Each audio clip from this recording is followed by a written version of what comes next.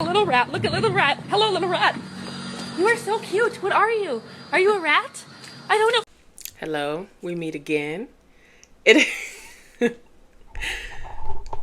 is the second episode of this bullshit. I don't know what to call it. Is it a podcast? I don't fucking know. Anyways, it is the second episode and I have just gotten off of work. I say work because it's just babysitting for like a few days, so it's not necessarily work. Peep the shirt. It's very cute. Got it from Spencer's. I love it. Anyways, I wanted to talk about a few things. Nothing really serious. Boops. How's your day been? Yeah. Okay. Did you eat? That's probably why your head hurt. Okay. Go get your little snacky and then come back and listen to me rant, okay? So today we have a few things on the docket. I do have notes. As always, I write things down.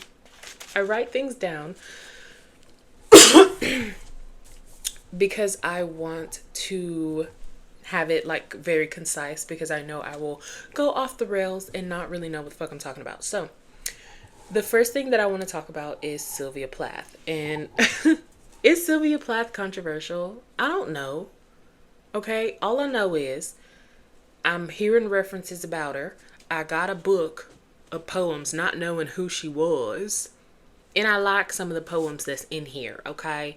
I've annotated 3 of them so far, and I'm going to go over probably one of them.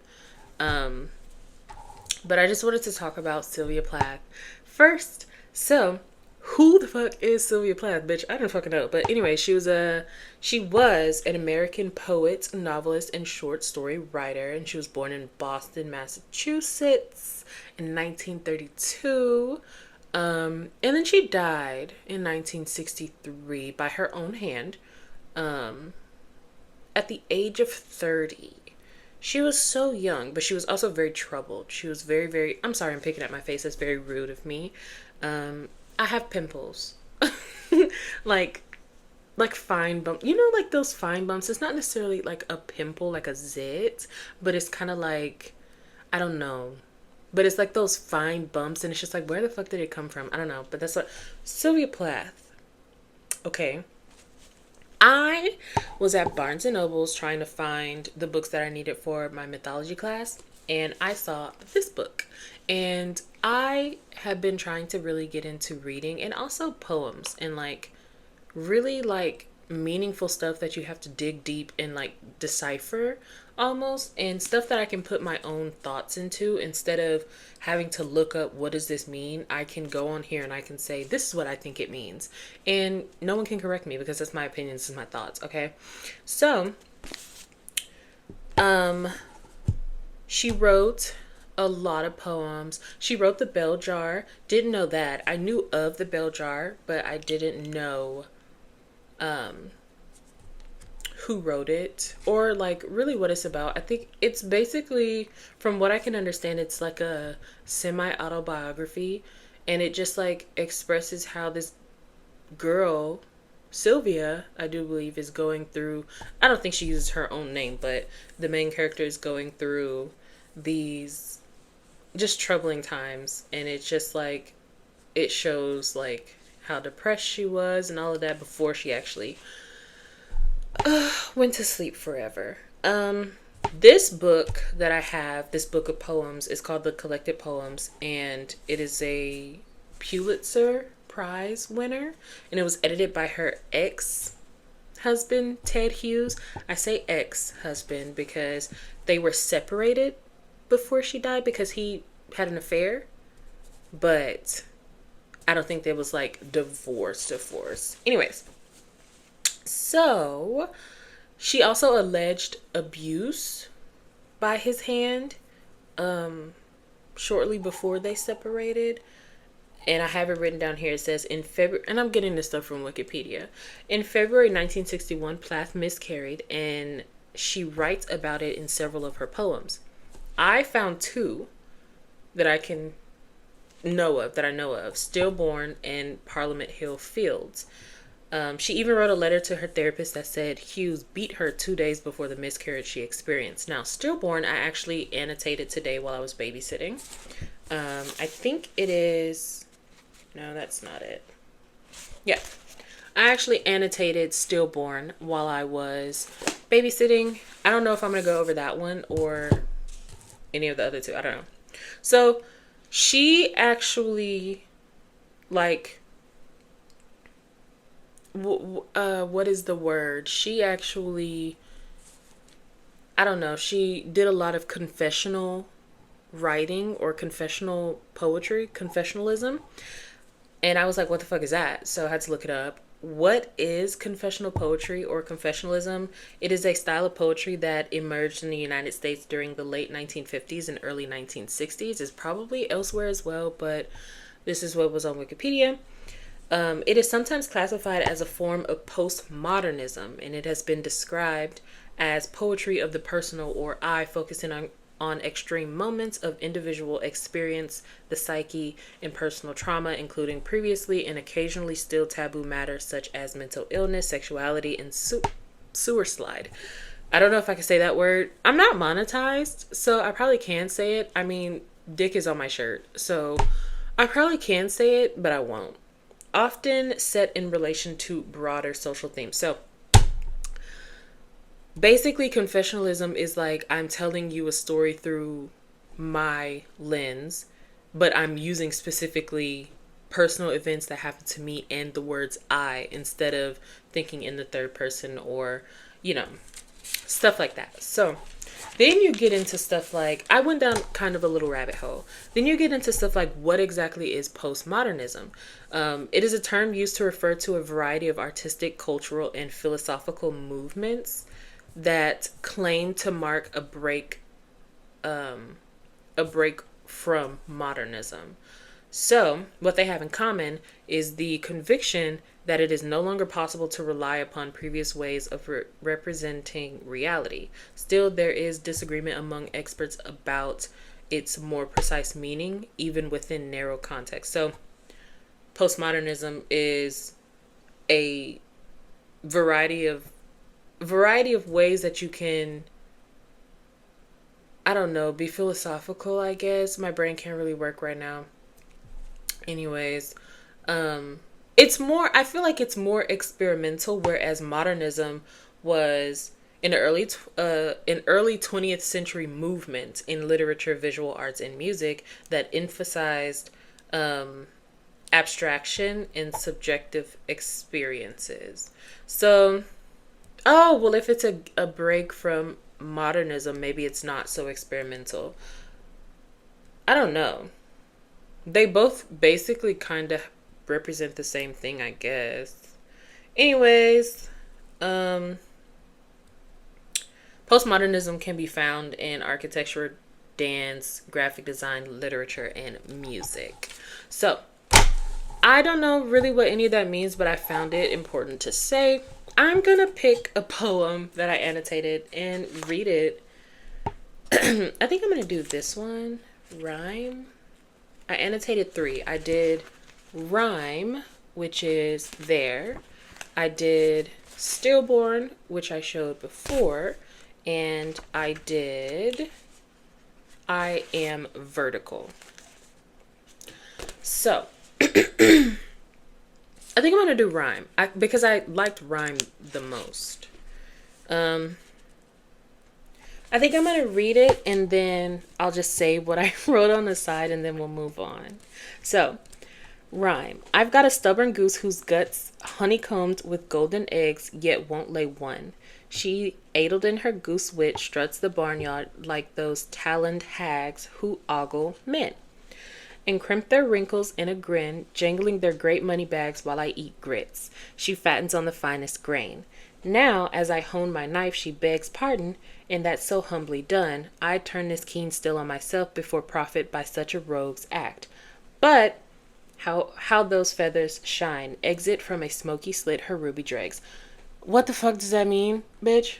I don't know. But I can kind of see. So it starts with the goose. The goose really represents women, I guess, that Sylvia had a disdain for. Because it says here, she aidled in her goose wit struts the barnyard like those taloned hags who ogle men. That's good. You talking about a woman. You talking about a lady. And then we actually like understand that it's an actual person. Well, the goose and the person are interchangeable, I guess. These women have riches, and Plath eats cornmeal. So I guess it's I wrote here to status, like you can tell that it's a hierarchy, a status play, or whatever you want to call it. On the side, I wrote she'd rather turn the knife to herself before stooping to the level of harming another. But then I said that the ending kind of makes me believe that she actually like didn't turn it on herself. I don't know. Interpret it as you must, as you will. I liked it. It was a cute little ditty. Now we're going to talk about Grey's Anatomy. Okay? You know, my ADHD brain cannot stay on one thing for long, and we have to talk about... I just started Grey's Anatomy. Anatomy has been on and running since like 2006. If you haven't watched it, I'm sorry. Spoilers? Spoilers, I guess? I don't really know. But I know they have a season 20. But I'm on season 3 at the moment. And season 2 was like, so far, one of the most emotional seasons so far. So, season 2, episode 6, Into You Like a Train. Bitch. Okay, so 2 people. I have so many things written here, but I don't want to talk about not The Walking Dead. I don't want to talk about Grey's Anatomy for an hour. Because we have other things that I want to get to. But we're only 12 minutes in, so I feel like we're good. So, there's this train crash, right? Okay, so first of all, Meredith is actually waiting at the bar across from the hospital. She's waiting at Joe's for Derek to show up because she gave him an ultimatum. She was like, I'm going to go to the bar. And if you are going to choose me, then come to the bar. And if you're not, then I'll know that you chose your wife. Because his wife came back and all that stuff. Go watch it. It's really a lot to explain. And I actually hate Derek and Meredith as a couple. I hate them as a couple. I hate them. She should have got with Finn. I'm trying to readjust my chair. That was not a fart. Okay? But she should have got with Finn. Like, that really just pissed me. Anyways. So there's a train crash, right? Some redneck tried to beat the train and it crashed and it flipped everything over and people was severed, people was impaled, people had internal bleeding. It was a lot of stuff going on. So, and she's drunk out of her mind, by the way. Meredith is drunk. So she has to sober up real quick. But in the meantime, we get introduced to Bonnie and Tom, who are strangers that are like impaled on the same metal pole. It's sticking through both of their bodies. And the only way to remove the piece is to slide one of them off, which I didn't really understand, probably because I'm not in medicine, or maybe because it's a medical drama and it's supposed to be dramatic. But I felt like if they were going to cut the pole anyways, Bonnie was going to die regardless, because Bonnie's injuries were more extensive than Tom's. So Bonnie was going to die regardless. But if they were going to cut the pole with a hand saw anyways, why did they have to slide Bonnie off of it and then cut it with Tom still on it? If they were going to have somebody hold the pole, because I guess it's like, oh, maybe it's because if they cut it with them both still on it, it can move and shift in both of them.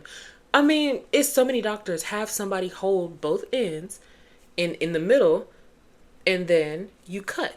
And then you work on them separately. Bonnie was gonna die anyway. She had no feeling in her limbs. She couldn't move her feet. She couldn't move her hands.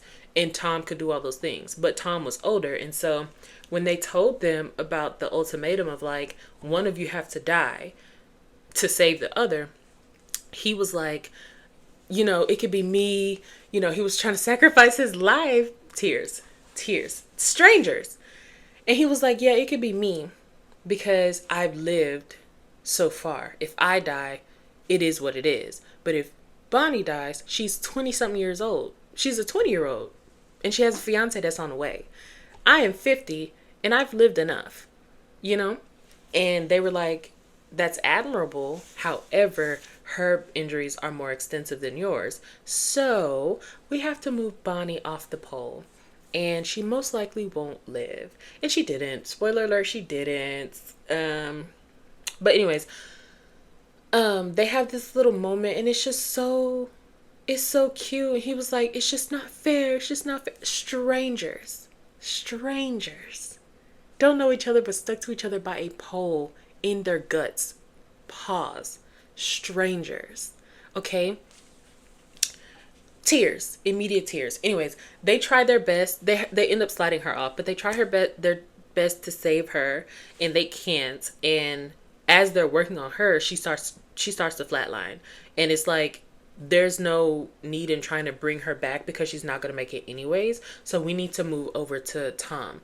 Bonnie's not completely dead yet. She's getting there, but they have to move on to Tom. And so Meredith is like, we cannot abandon her. We can't just leave her here.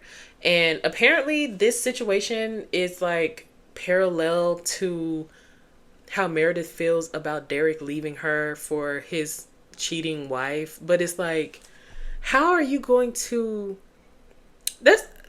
Grey's Anatomy just really be losing me sometimes, because how are you going to equate a woman literally losing her life and being left on the operating table to go save someone else with you being left by Derek for his cheating wife?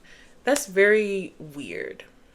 Is that not weird? Anyways, there's stuff going on with Christina and not being able to find a severed leg during surgery, and then Alex finds it. Alex is a dick. He's a this. I don't like Alex, okay? There's some moments where he's cool, but I don't really like Alex. There's stuff going on with him. And then there's this like other thing going on with like Addison, who is Derek's cheating wife. Keep up. I know it's hard. Keep up. Addison is Derek's cheating wife. She is like trying to figure out if Izzy is going to move forward with her career, or is she gonna like forever hate her because she's friends with Meredith. Anyways, that episode really hurt my feelings because I was like, oh my gosh, Bonnie. It didn't hurt my feelings as much as when we get to Denny Duquette's. I bawled simply because I like Jeffrey D. Morgan. And if you know from the last episode, Jeffrey D. Morgan plays Negan in The Walking Dead, which I talked about in the last episode. I love Jeffrey Dean Morgan. I'm trying not to yell because I realize this mic isn't really the best, especially when I like yell or like laugh really loud. So I'm trying not to speak very loudly so that I can stay leveled. Anyways, I cried on this one, but not as much as when we get to Denny Duquette. So anyways, but that's the last two episodes that I'm going to talk about. The next one is episodes 16 and 17 of season 2. And I'm saying 16 and 17 because it's like a two-parter. It's when the bomb happens. They have a code black. This idiot husband and his friend were playing in the backyard doing recreation wars. They were recreating wars and war weapons and scene. So what do you think's going on here? Do you think y'all are weird? But anyways, they made a handmade bazooka. And when it didn't launch, the husband went around to see what the fuck was going on, and it decided to launch, and it shot in him, and the explosive was still in him, but it hadn't detonated yet. So that's the gist of it. So episode 16 actually starts with Meredith not wanting to get out of bed because she's like, I have a feeling I'm gonna die today. Obviously. We're talking about the bomb. But she's like, I have a feeling I'm gonna die today. And she's like, no, I'm not getting out of bed. And finally they have to call Christina. Christina gets her out of bed. And then there's a situation where Dr. Bailey, her name is Miranda, but I'm going to call her Bailey. And I'm going to talk about Grey's Anatomy until I finish it. So for future reference, when I start talking about Grey's Anatomy, I'm only going to call Miranda Bailey because it's her last name. Anyways, so yeah, she's trying to come in to have her baby, and her husband is on the way to see the delivery. And then you get the hysterical wife with the bazooka husband, and a paramedic. Her name is Hannah, and she has her hand in him. Whole time she didn't know that there was a bomb in him. So once they find out, they have to like shut it down. Bomb squad gets in there. It's very emotional. It's very emotional. I cried a little bit because I obviously knew Meredith wasn't gonna die, but Meredith, the person that plays Meredith, who plays, okay, we're gonna do our first Google search. Who plays Meredith Grey? Because the bitch that plays her can cry on demand, okay? Pompeo.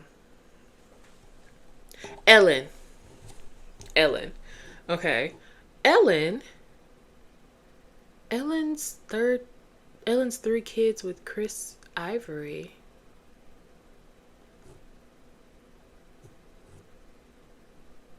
Anyways, Ellen knows how to cry, and she cries on the men, and it's just like so gut-wrenching to see.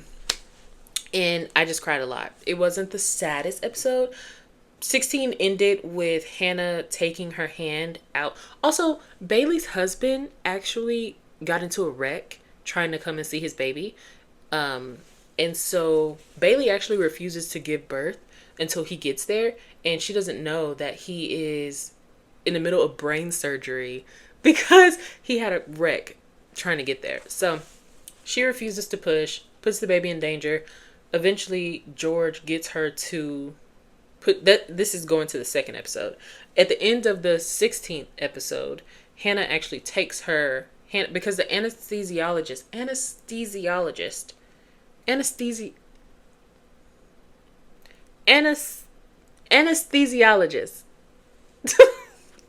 why is it such a hard word to say? The anesthesiologist actually leaves Hannah and tells her, I have kids, like I'm not going to sit in here and blow up with you. So he actually leaves her in there with the bomb and the patient. She's having like a mental freak out. And Meredith and Christina find her, and Hannah ends up pulling her hand out of the chest of the man and runs off. And Meredith is quick enough to replace her hand in there to hold the bomb. I don't know how it didn't explode, but neither here nor there. Bailey, in the 17th episode, I keep trying to say second. In the 17th episode, George convinces Bailey to push and give birth. Bailey's husband actually flatlines and goes into cardiac arrest, but Derek saves him. And then Meredith gets the bomb out of the body and hands it to the bomb squad person. And as he's walking down, she's watching him walk. It explodes. Blows her back. All that shit. So, moving on to Denny Duquette. When I say I cried. I sobbed. So I think from like, maybe the end of season 1 going into season 2, I can't really remember too well, even though I just watched it, can't remember. But at some point, Denny is introduced and Izzy just like connects with him, and then he leaves, and then he comes back in season 2. So 17 Seconds and Losing My Religion are the episodes where Denny is. In 17 Seconds, Izzy gets her coins. When I say Izzy gets her coins, Izzy acted her. Who plays Izzy? Sorry. Who plays Izzy Stevens? Who plays Izzy Stevens? Katherine Heigl. Bitch. She got her coins. She got her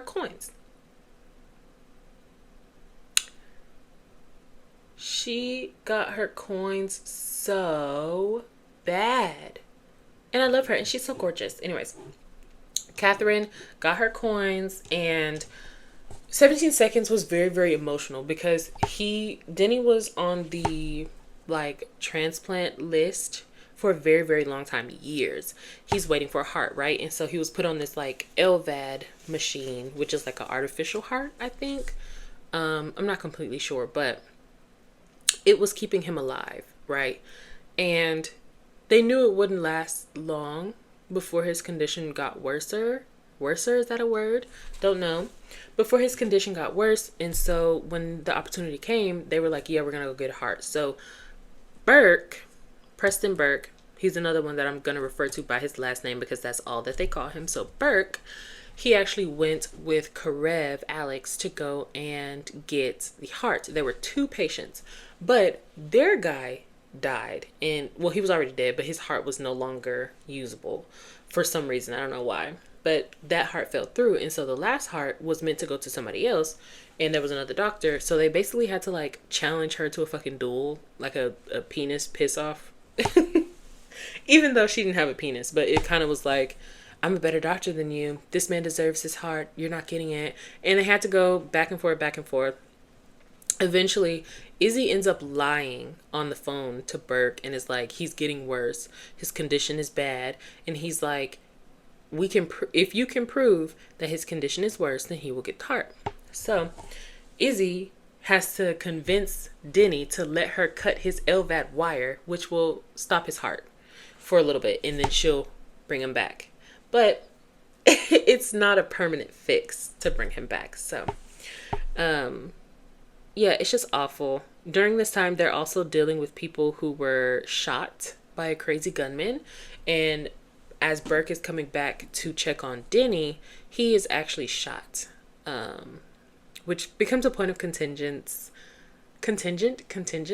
It becomes a playing factor in Christina and Burke's relationship. Anyways, that episode I cried a good bit because Izzy acted her ass off. Ass off. Episode 27, Losing My Religion, I bawled because Denny died. Okay? Spoiler alert, Denny died. Okay? So the interns are pulled into the office of the chief, and he's like, who cut his wire? Like, I need to know who cut the wire.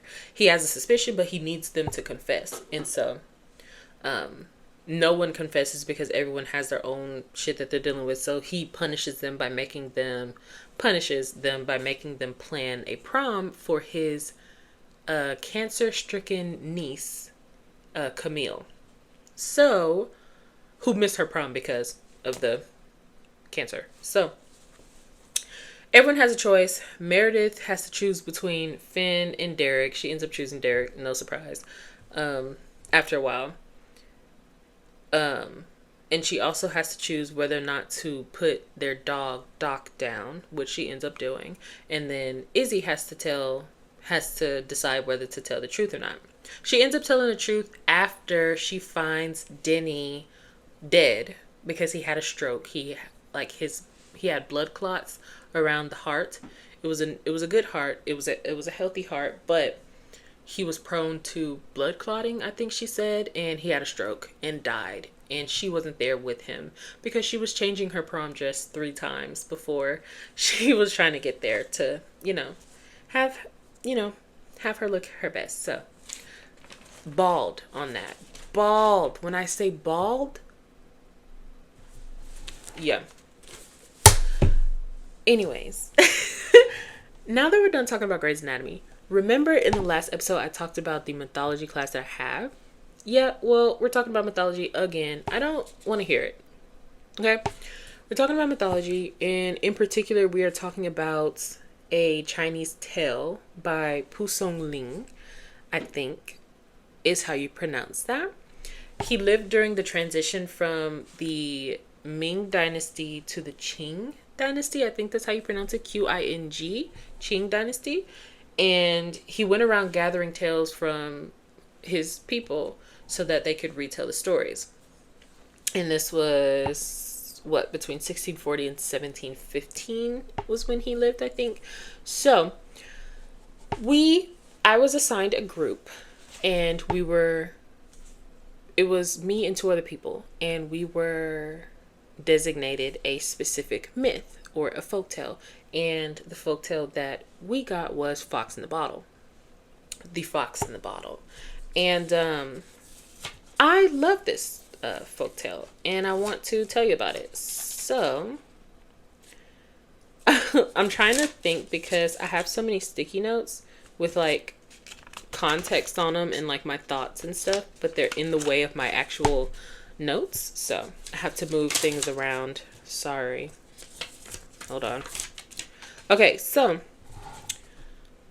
folktales, this is what I've learned. Okay, folktales are basically a form of storytelling, as are myths, and they are from the common people. So people like the Grimm Brothers, Mark Twain, Songling, right? Was that his name? Yes, Songling. They went around gathering these stories from people native to that area to retell. So it is stories from the common people, basically. So we know that myths are a form of storytelling, and it's only a matter of how we interpret them, because none of them really have like a set moral standard or like a set meaning to what they actually are. So we have to figure it out for ourselves, especially Fox in the Bottle. We don't really have a definitive answer, and whether or not you look at it as the fox is evil or the woman is evil, there's still no clear morals to what the story is. So I'm just going to read it. A woman of the Shi family in Wan village was possessed by a fox spirit. She suffered greatly, but was unable to get rid of it. Behind the house was a bottle, and whenever the fox heard the woman's husband coming home, it would disappear and hide in this bottle. And the woman made a note of this and formed a plan which she mentioned to no one. One day, when the fox was hiding in the bottle, she plugged the mouth of the bottle with cotton wadding, then placed it in a big pot, poured in some water, and brought it to a boil, fox and all. "It's dreadfully hot in here," cried the fox as the temperature mounted. "Stop this nonsense at once." The woman said nothing. The screams from within the bottle grew louder and louder, and then suddenly there was silence. She removed the stopper and looked inside the bottle. All she could see was a mess of fur and a few drops of blood.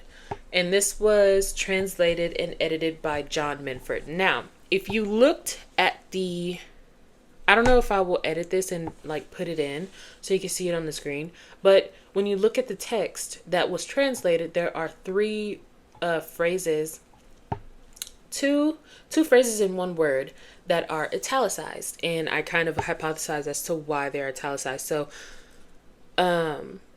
fox spirit, to get rid of, and temperature are all italicized. So it could be just a translation, or it could be the way that the word or phrase is written that could grant more meaning to what the story is. So and these are things that I wrote down, my little thoughts I'm going to read off. So during these times, no one really knew why they felt certain things like depression or anxiety, so they used fox spirits in its place.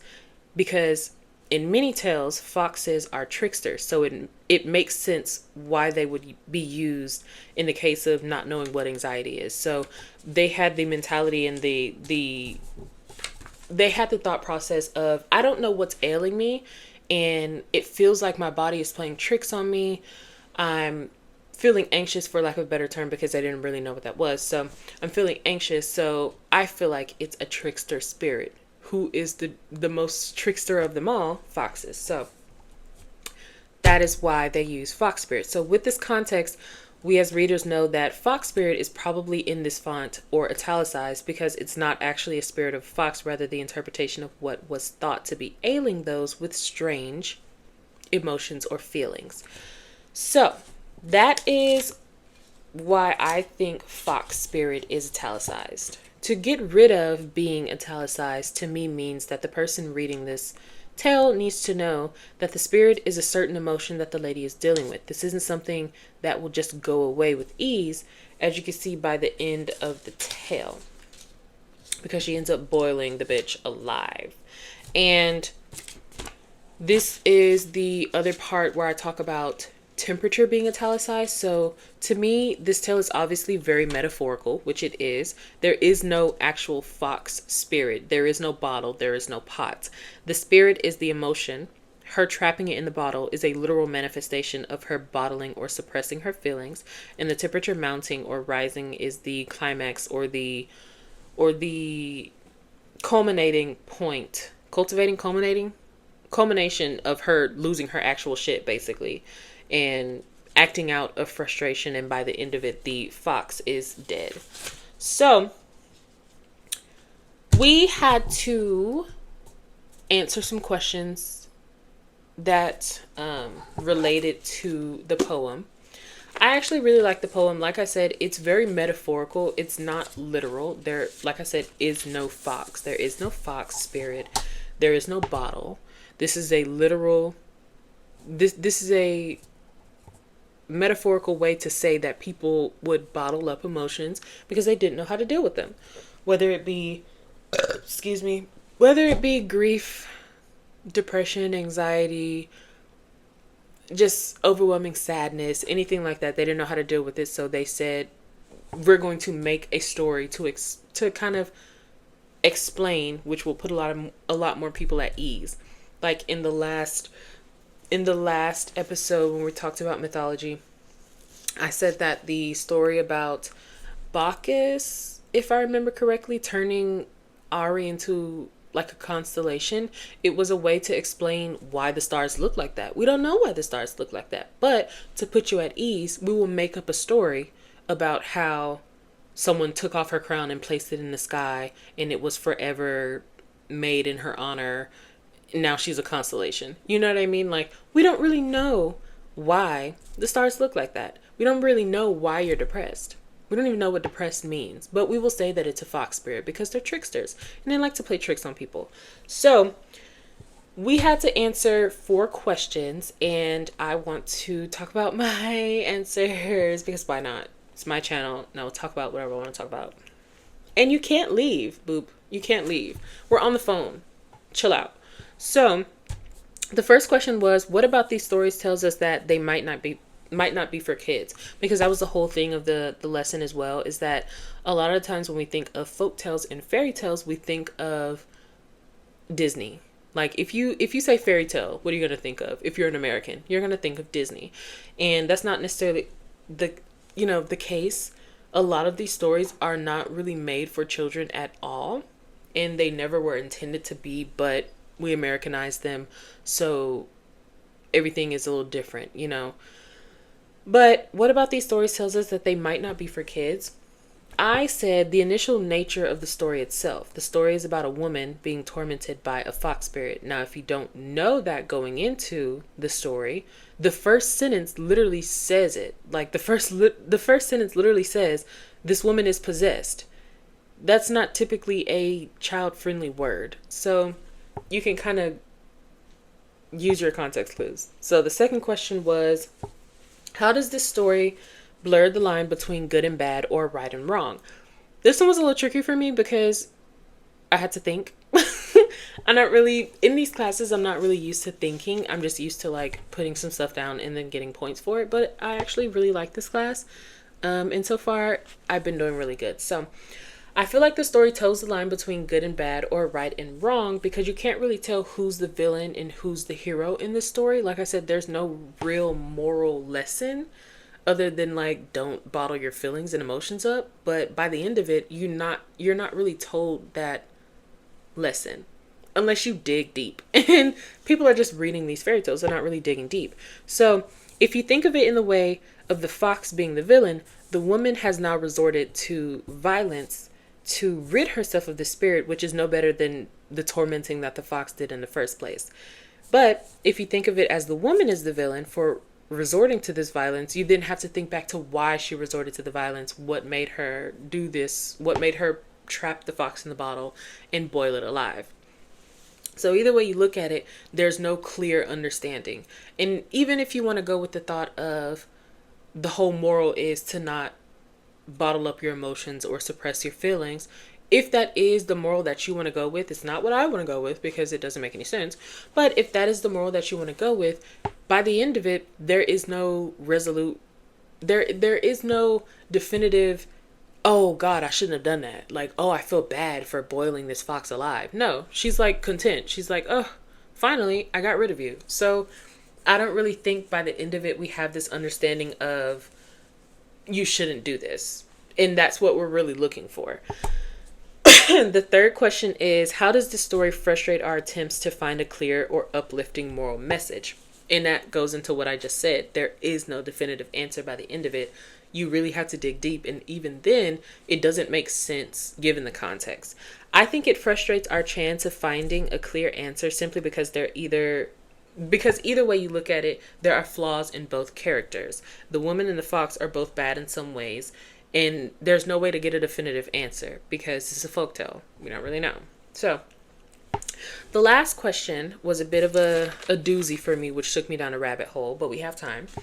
The last question was, if we can find moral lessons in the tales, can you find examples of lessons that might be darker or more pessimistic or misanthropic than the usual lessons we find in Disney stories? So basically the question is asking if we can find morally sane, probably not, if we can find optimistic morals within folktales and fairy tales, can you give me an example of something that is not so optimistic, of something that is pessimistic? And I said, yeah. There are some examples of stories where the outcome is a bit more pessimistic than what you were probably hoping for, especially with what viewpoint you look at it through. So The Duration of Life is a German fairy tale by the Grimm Brothers, which is also something that came up in the lesson, but we didn't really get assigned to a Grimm Brothers folktale. But it is a German fairy tale by the Grimm Brothers and is said to recount the progression through life with a pessimistic outcome similar to that of the speech that Shakespeare gives in some play or something about life progression or something like that. Anyways, a short synopsis before we get into the whole thing, because I am going to get into it, because why not? I love talking about this. I'm nerding out about mythology, so let me. A quick synopsis is that God was giving animals and man their duration of life, and he offered all of them 30 years. He lessened the donkey's years because of his burdens that he had to carry. He lessened the dog's years because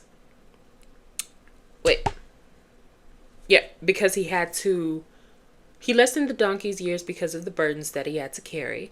He lessened the dog's years because of all the running around that he had to do. And he lessened the monkey's years because of all the entertaining that he has to do for people. And so when it finally got to man, the man was like being greedy, and he was like, no, I want more than 30 years. This is ridiculous. And so God gave him the years from the others. So for this reason, a man is a man only for his first 30 years. After that, he carries burdens like the donkey. He sits in the corner like the dog, and then he becomes silly and simple like the monkey. And it's a reminder to be content with what we have and not desire what we don't need. So I'm actually going to pull up the fairy tale. Yes, it's actually pulled up right now. So yes, it says here, this is a article. It's just called Fairytales. It's fairytales.love/the duration of life. And it is a Grimm's fairy tale, the story of the duration of life. The duration of life is a Grimm's fairy tale that reminds us to be content with what we have and not desire more than what we need. I already said that. So the story goes as this. Once upon a time, after God had finished creating the world, he decided to determine the lifespan of each creature. The first to approach him was the ass. Now, I'm not going to say ass for the rest of this fairy tale because it's in here a lot. Well, it's not in here a lot, but it's in here enough. So I don't want to say that continuously, so I'm just going to replace it with donkey. An ass is a donkey, basically, but I'm just going to say donkey. So the first was to approach him was the donkey, who asked, Lord, how long will I live?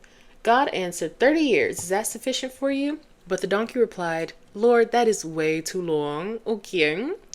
My life is filled with hardships, carrying heavy loads from dawn till dusk, dragging sacks of corn to the mill so that others can eat bread, and receiving only blows and kicks in return. Please take away some of these years. So the donkey was like, I don't want to live for 30 years, bro. Bro, I want to die, bro.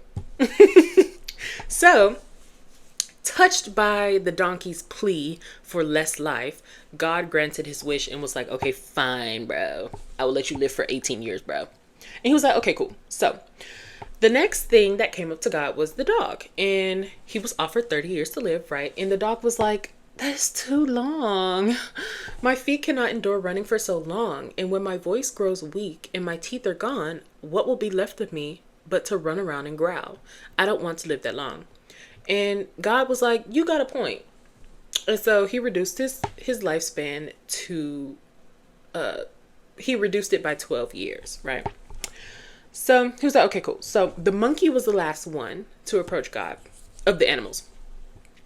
And he was offered 30 years, of course. And the monkey was like, that's way too long, babe. It seems like I don't want to do that. So even when the porridge rains down, I have no spoon. I must always play pranks and make faces to entertain others. And if I receive an apple, it is always sour. Behind the facade,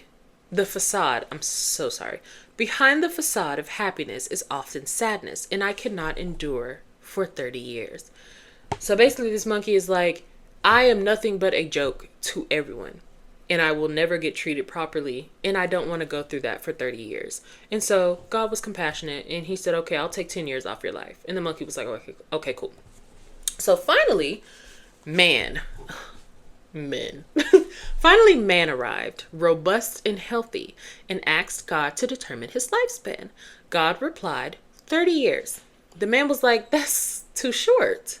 That's way too short. Just as I have built my home, planted trees that will bear fruit, and am about to enjoy life, I must die?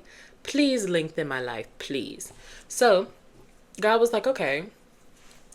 And he gave him 18 years from the donkey, 12 from the dog, and 10 from the monkey. But the man was still not satisfied. Therefore, man's life consists of 70 years. The first 30 are his prime, where he is healthy, happy, and works diligently. Then comes the donkey's 18 years, where burdens are placed upon him. He carries corn for others and receives only beatings and kicks. The dog's 12 years follow, where he lies in a corner, growls, and no longer has teeth to bite. And finally, the monkey's 10 years in his life, where he becomes foolish, does silly things, and becomes the laughing stock of children. Isn't that a fuckery? And I love it so much because it's the moral of the lesson is clear. The moral, do you see how it's clearer of a moral in the Grimm's fairy tale, The Duration of Life, versus the fox in the bottle? You can't really tell what the fuck the moral is in the fox in the bottle. But with this, you can tell, don't bite off more than you can chew. Don't beg too much for stuff that you don't need. You are living beyond your means when you are coming to me and asking for so much life. The beauty of life, Brittany talks about it a lot in her podcast. But the beauty of life is that it is finite. It will end. And it means that you have to do everything that you can to make it worth it. You don't want to live forever. You don't want immortality because that is lonely. And that is not very, it's not very slay. Okay, it's not very slay of us. But the moral of the lesson is very, very clear in this one. Whereas in the last one, it was very hard to tell. So that's just the point that I was trying to make. Okay. So I know we're getting to the last of it. We are about to hit an hour. I know that in the last episode, I said that I was going to talk about Carolina by Taylor Swift. And I was going to go more into the meaning of the song and also what the movie is actually about, where the crawdads sing. However, I don't want to talk about that anymore. Okay? Not right now. Instead, I want to talk about Indila. Is that how you pronounce her name? I don't know. Indila. Indila. How How do you pronounce Indila? Let's see if I can. How do you pronounce Indila, bro?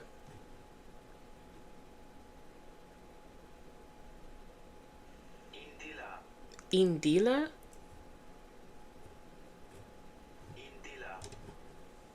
I'm gonna say Indila. Alright. And it's probably wrong. I don't care. Indila, she is the love of my life. No, I'm just kidding. But I found out about her and her music when I was taking French 1 my junior year of high school. And she's very dramatic and I love her music so much. I love it so much. But one of the songs that I really love and is stuck in my head is Love Story.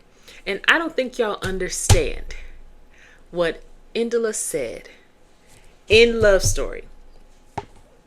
I don't think y'all understand when she said he is waiting for her standing with a handmade rose and he doesn't expect nothing but her. I don't think y'all understand. So I took the liberty of getting the translations for the lyrics, which is probably not 100% accurate. I could ask my friend who speaks French. However, that is a lot to ask for her to go through and translate an entire song. That's a lot to ask. And I'm not going to ask her to do that. Okay. But I'm just going to talk about a few of the points from here. I've not seen the music video fully.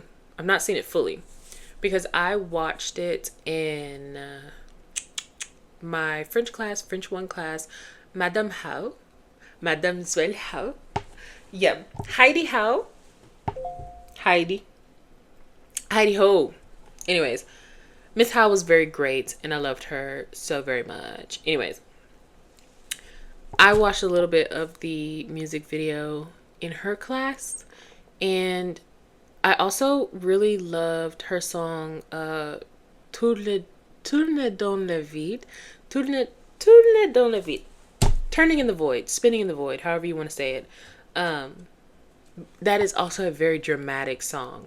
Literally half of the song is her saying turning in the void over and over and over again. She's literally losing her shit. Anyways, I'm going to talk about Love Story for a second because I don't think you understand. I don't think you get it, bro. You're not getting it, bro. Indila literally said, bro, listen, I'm not going to read it in French. I could sing it in French, but I'm not going to sing it because I don't want to. You want me to embarrass myself in front of my 2 viewers, bro? No. Anyways. This song is so pretty. It's such a pretty song. Like, I'm dead ass. Like, it's such a pretty song. Anyways. It starts out by saying the soul is in pain. He lives but barely speaks. And he waits in front of the photo yesteryear. He's not crazy. He believes in it. That's all. He sees her everywhere. He is waiting for her standing, a handmade rose. Apart from her, he expects nothing. He's waiting. I'm assuming, like, again, I have not seen the video fully. And it was a long time ago when I saw a little bit of it. So he is standing in front of this picture, really looking for this lady and waiting for her to come out of the picture, I guess. I don't fucking know. And he's like, he has the rose in his hands, the handmade rose, so cute. Anyways, where is the part where I really like? Anyways, like halfway through the song, it says, I'll be rich and I'll offer you all my gold. And if you don't care, I'll be waiting for you in the port. And if you ignore me, I'll offer you my last breath of life. What, bro? You will offer her your life, bro? Your last breath of life, bro? A candle can light up in the night. A smile can build an entire empire. And there's you and there's me. And no one believes it. But love makes a fool a king. And if you ignore me, I'll fight again and again in my love story. I don't think you understand. I don't think you understand when I say I love this song to bits and pieces. Please go listen to it if you have not. I don't know how you could miss it. I think it was all over TikTok at some point. I barely go on TikTok anyways. Bubby be forcing me to go on TikTok to go watch all the videos she sent. Anyways, go listen to the song. It's beautiful. It's amazing. I love it so very much, bro. I think that will do it for me. I'm pretty much done talking about nothing for 55 minutes and 5 seconds. Other than that, I guess I will hang up the phone now, bro. I guess, bro. Fine, you leave me no choice. I'll hang up the phone. I hope you have a good day, though. It is literally 7:37 on Tuesday, July 16th. 7:37. I guess I'll let you go. Please have a good day, bro. Drink you some water, bro. Have a good night's sleep, bro. Love you, bro. Love you, bro.